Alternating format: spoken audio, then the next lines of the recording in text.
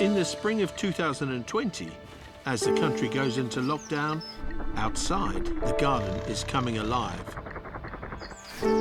As a wildlife filmmaker, I knew there were revelations here that could be just as amazing as anything I'd ever filmed. These bees that just go, you know.